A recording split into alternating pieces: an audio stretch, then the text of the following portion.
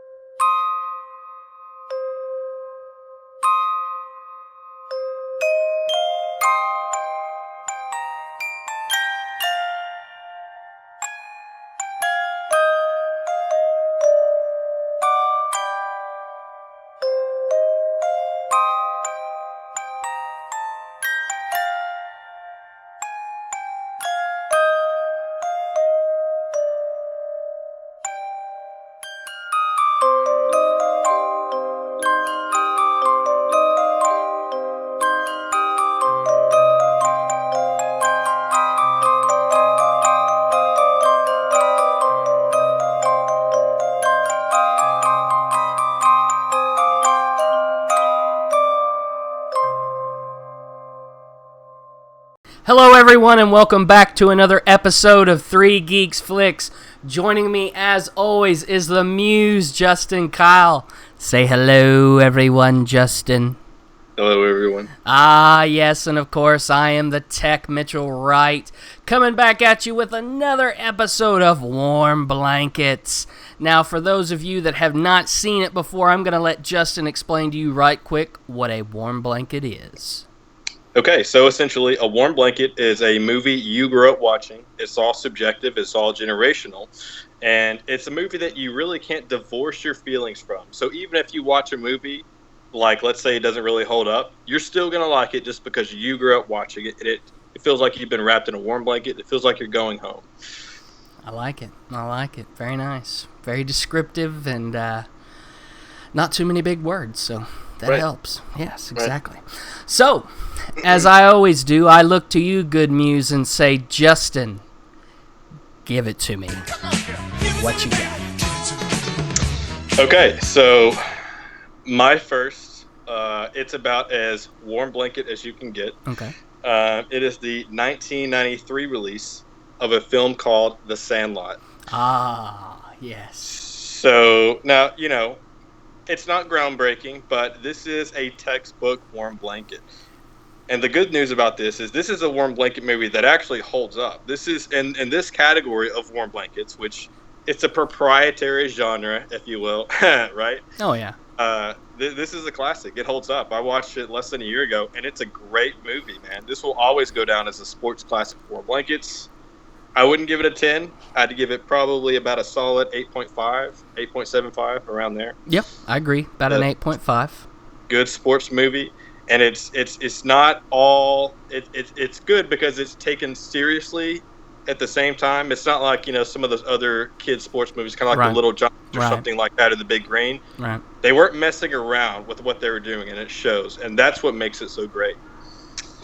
The Sandlot. The Sandlot. Very nice. Very nice, sir. Yeah.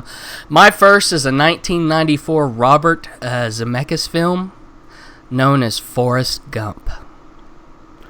Now, I grew up in the 80s, and I was 14 when this came out, and I can't tell you how many times I watched this movie and actually cried during spots in this movie. It was a comedy, it was a drama, it was everything in between.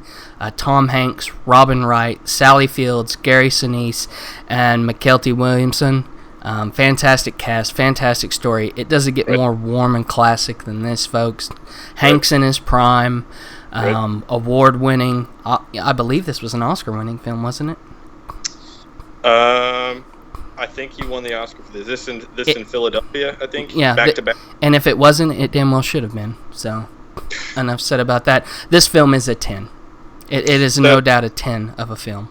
Now, this was on. You chose this for our top 5 10s list before. Yes, if I did. remember correctly, right? Yes, I did. So now this is when you say Tom. But it's Hanks, also very warm blanket.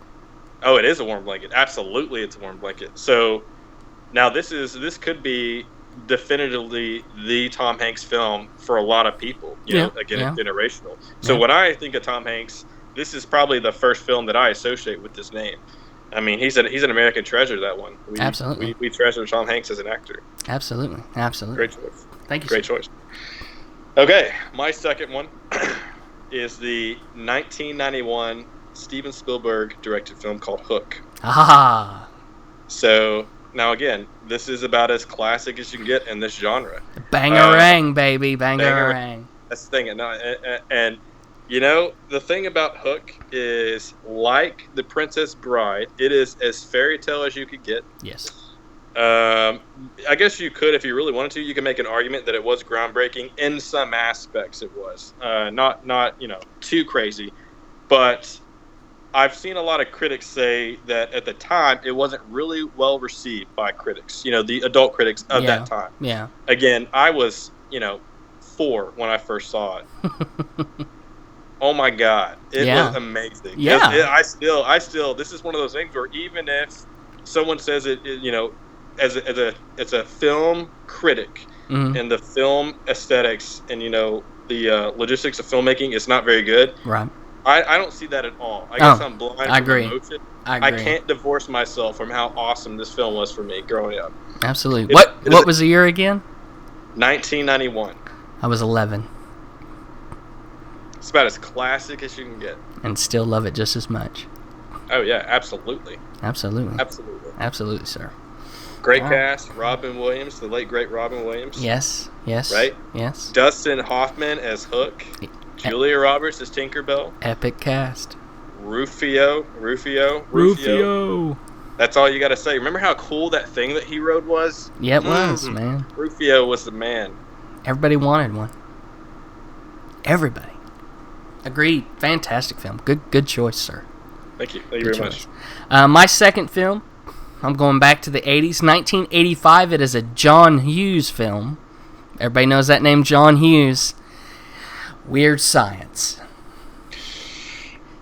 Anthony Michael Hall, Elon Smith, and who did not just absolutely fall in love? That was a guy out there who had a crush on Kelly LeBrock in that movie.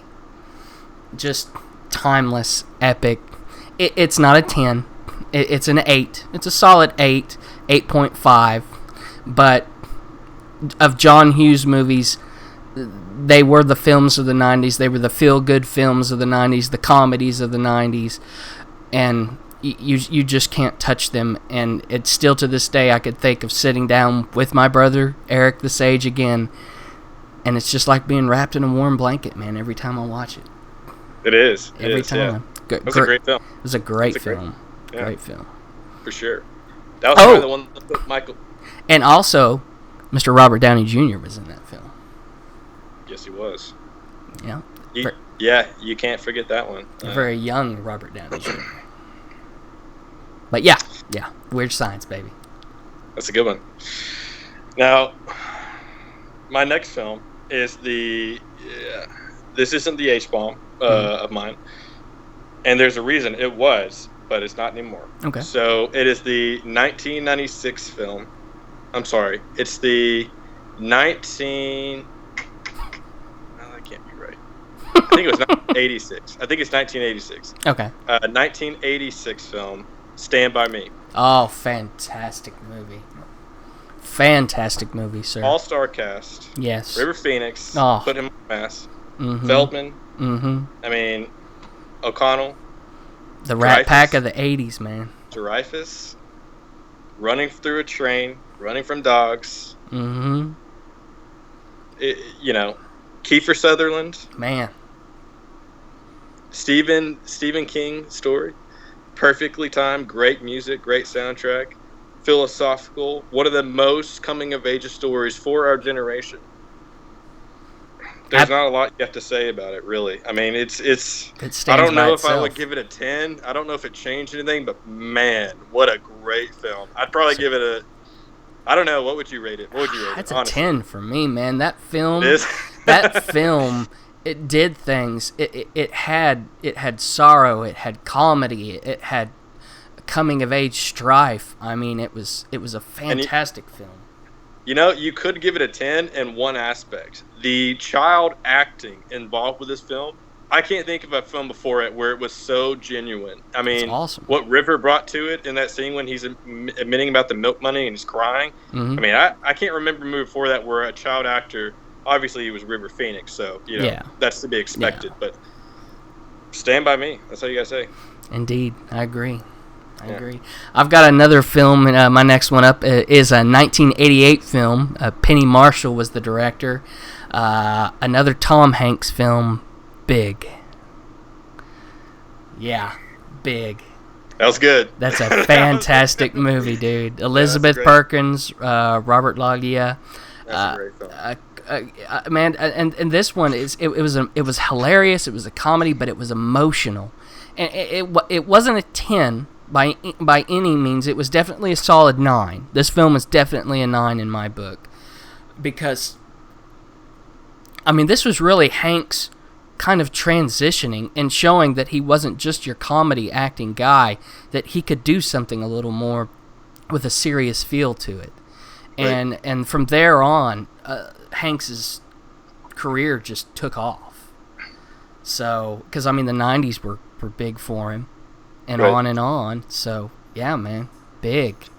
And that movie, that's a good choice, because that movie, when I think of Big, especially a lot of scenes, you think of the word iconic. Mm-hmm. So the piano scene, the straight piano up scene. iconic. That was a great piano scene with him and Robert Loggia.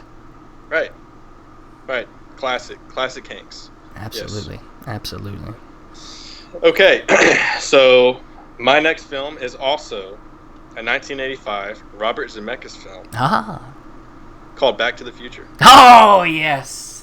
So, that's an epic film, sir. This is a 10 for sure. Undebatably a 10. Undeniably. This Christopher broke Lloyd. ground. This broke ground. Yep. It broke it.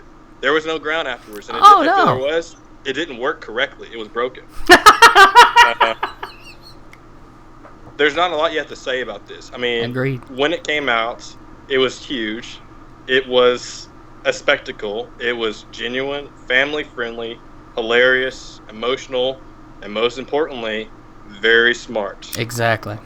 That's the thing about it. And I think this is the film that put Zemeckis on the map. So I think, he made Who Framed Roger Rabbit after this, right? I'm thinking so. Yes. Yes, I believe so. Now, that film is not on my list. It could be. I guess you could consider that. And that could also be considered groundbreaking if you want to think about it. But exactly. Back to the Future, I don't have to say a lot about it, so I'll just move on. All right. Indeed. I mean, do I? No, it's agreed. Total agreement. Great show, man. Yeah. All right,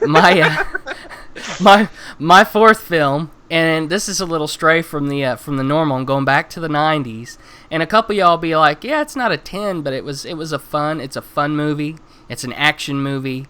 It was a sci-fi movie. The director is Luc Besson, 1997, The Fifth Element.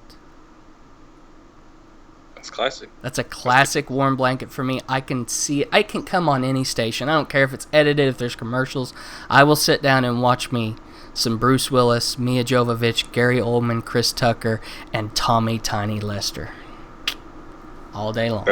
That's classic, for sure. Indeed. And like I said, it's not a 10. It's not a 10. It's an 8.5. Yeah, it's a solid. 8.5. Great comedy from Chris Tucker. Bruce Willis always bringing the action. Mia Jovovich, a goddess in her own, and great in action films. Really helped bring her into the action and movie genre, especially. I think that helped her with the nod to all the Resident Evils. Gary Oldman, you don't need to say anything but Gary Oldman. And Tommy Tiny Lester, the big guy from Friday playing the president, and did a great job. Debo, man, it was a great oddball cast. He really did a good job, for real. Yeah, and you know what? And the effects, the visual effects, hold up. They hold up. Yeah. And Luc Besson has another movie coming out here soon, and I can't remember the name of it, but it looks fantastic, and we'll talk about that some other time. That's solid pick. Thank you, sir. Okay, my last one is the 1985. You've already mentioned this director before. Mm-hmm. Now, the one you mentioned, it was Mr. Hughes. I think this is arguably the textbook film that defines him. Mm-hmm. It's a film called The Breakfast Club. It's a fantastic film. It's a fantastic John Hughes film. Now, there is one other film that he did in the 80s. Don't say it. Don't say it. Hey, you Careful. shut your face! Okay, all right. I'm sorry. Good catch. Good catch. But hey, you know what? What a classic film. It's classic. Absolutely. It's classic. This is about as classic Warm Blanket as you can get, really. I mean, real life comedy, coming of age, and more coming of age strife that there was that no other genre, no other decade has been able to do like the 80s did. You just really can't touch them. The music was awesome. There was always kind of a feel-good hype to the end of it. And it may not have been the happiest of ending, but it's felt complete, so yeah. Keep going. You're doing great. I mean, I'm selling it for you because I agree 100% with you, man. That movie is fantastic. Now, it's everything that you said. The music, it was funny, it was family-friendly, but like Stand By Me and Sandlot, it was serious at times. Really serious and genuine. I mean, they talked about real issues. You know, did I stutter? Gun in the locker. I mean, parents. You identified with it like the other films, and that's what made it really that's what makes these films timeless. Is you identify them because they're taken seriously and genuine. Absolutely. So the music, the filmmaking, the clothes, the dancing, all of that is generational. But what makes it classic are the themes. You know, that's what makes it timeless. And again, you can't really beat it. So it's a solid. I don't know. It'd be tough to say this is a 10. I'd probably give it a solid 9 to 9.5. I agree. Solid 9 to 9.5. I'll give it a 9. I don't want to get carried away, but 9. It is a classic film. It's a 9 for sure. It's a 9. Yeah, absolutely. Sure. My fifth and final film is a 1986 film from Mr. John Hughes. This is absolutely just one of the most fun films he ever came out with. One of the most hilarious films he ever came out with, and one of the most remembered films he ever came out with, and this is my H-bomb to end them all. Ferris Bueller's Day Off. Oh, I knew it. It's a good thing you stopped me too, bro. That was good. I knew where you were going. Matthew Broderick, Alan Ruck, Mia Sara, Jeffrey Jones, and Charlie Sheen. Yep. Charlie Sheen. Yeah, that's right. You gotta count him. And the police. As little part as he had, it was very significant. It was one of the best roles in it, man. And there were a lot of great little cameos and things in this movie. But this is a smart comedy. It pulled in the kids, but it also pulled in the adults. The humor was amazing. That was a good one. Jeffrey Jones is the principal. Mia Sara is his love interest. Alan Ruck. Alan Ruck. Yeah. You gotta love his role. There's not many people that can pull that off like he did. And then Matthew Broderick as Ferris. It's just epic, man. Just epic film. Feel good film. So between those two, between The Breakfast Club and Ferris Bueller's, I think it's safe to say that those are the two films that most people would consider signature Hughes. Yes. Like, I can see 50% of them saying, oh, it's for sure Ferris Bueller, and then the other 50% saying it's Breakfast Club. Now, I personally think that Ferris Bueller is my favorite John Hughes film, right? But with that in mind, and I agree with you, I like that film better. I can also see a lot of people saying Breakfast Club is classic Hughes as well.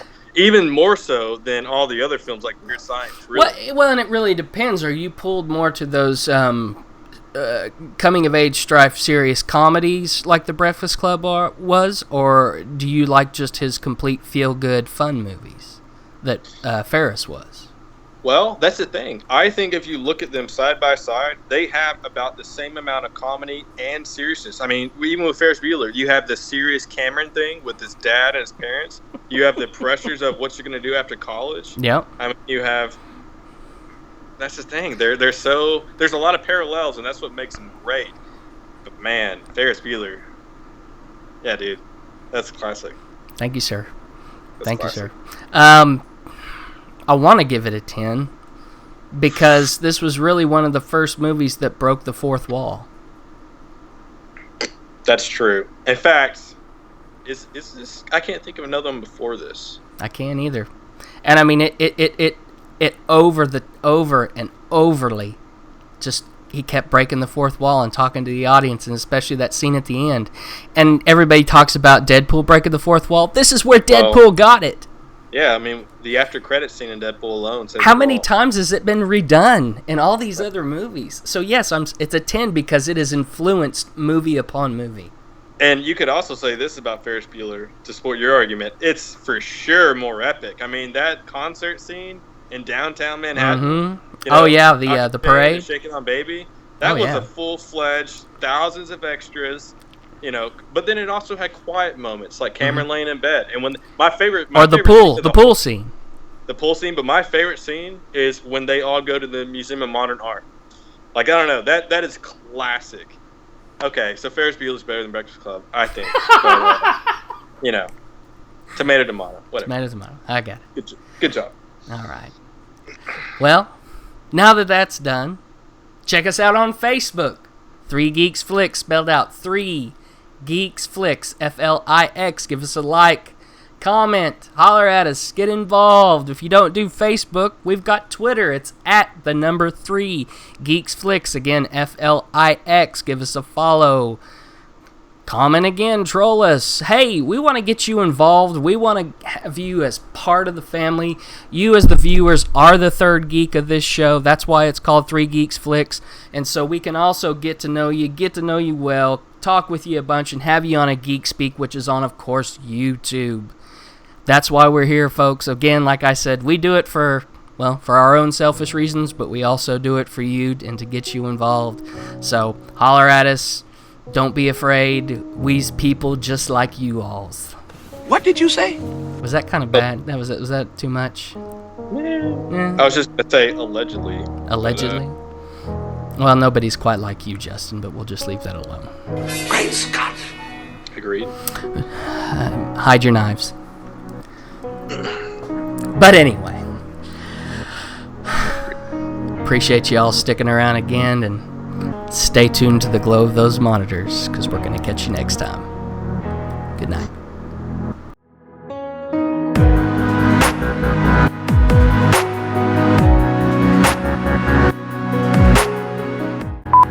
I put a shirt on other than a muscle shirt. I'm not wearing that on a show. Aww. I get ridiculed. Yep. Deservingly so. Give me a second. Amateur, so unprepared. Mitchell. Amateur hour, what the hell? Mitchell. What? Oh, sorry, hi. I love you. Whatever, dude. Oh, I'm not looking. Do I need to look at the director? You don't have to, but I do.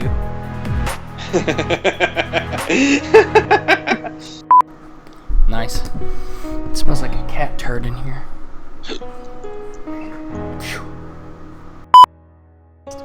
Okay, good. That's good. That's what I like to hear. But it's not a competition. But it is. It is a little bit. But that's the thing. It's a fun competition. So It's not like I kind of want you to beat me. That's alright. I'm gonna stomp your ass again like I did before. I mean that in a completely sexual way. I'm just kidding.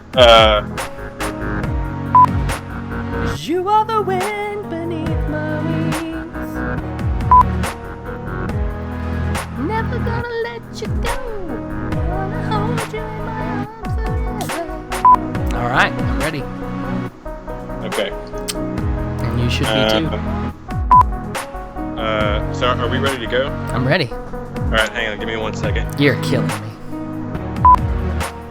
Oh, a little dranky drank.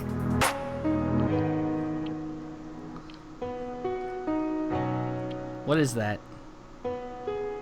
Looks feminine. It is. It's a Seagram's Escape. Remember that scene in 40-Year-Old Virgin? You know how I know you're gay? Yeah. You said it, not me. Hang on. Dinosaur. Some great outtakes already. Really? Like, we won't have to do much after the show, yeah. Seriously? We're gold, man. You've been recording this whole time? You're damn right I have.